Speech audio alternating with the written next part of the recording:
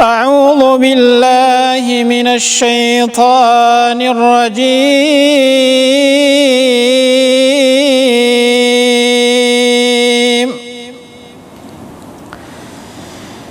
إن هذا القرآن يهدي للتي هي أقوم ويبشر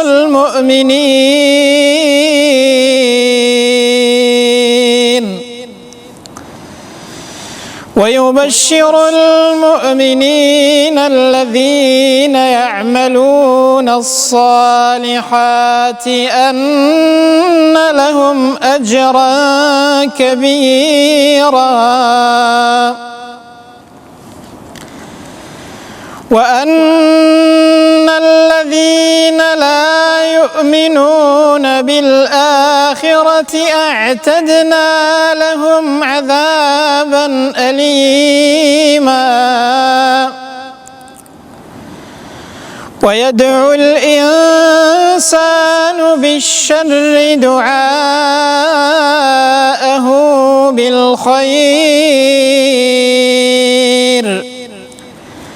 وكان الإنسان عجولا. وجعلنا الليل والنهار آيتين،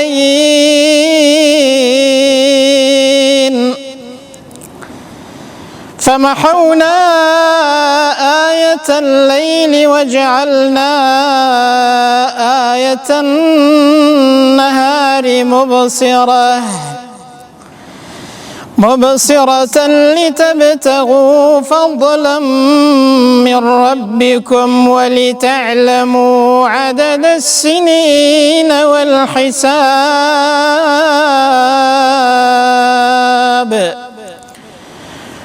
وكل شيء فصلناه تفصيلا.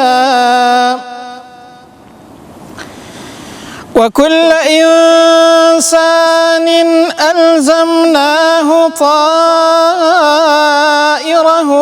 في عنقه، ونخرج له يوم القيامة كتابا يلقاه منشورا. اقرأ كتابك كفى بنفسك اليوم عليك حسيبا. من اهتدى فإنما يهتدي لنفسه، ومن ضل فإنما يضل عليها، ولا تزر وازرة وزر أخرى، وما كنا معذبين حتى نبعث رسولا. وإذا أردنا أن نهلك قرية أمرنا متر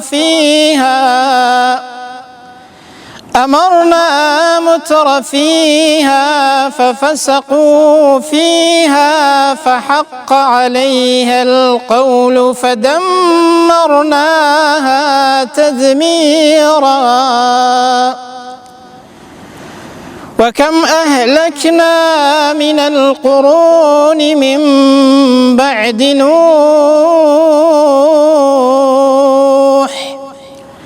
وكفى بربك بذنوب عباده خبيرا بصيرا.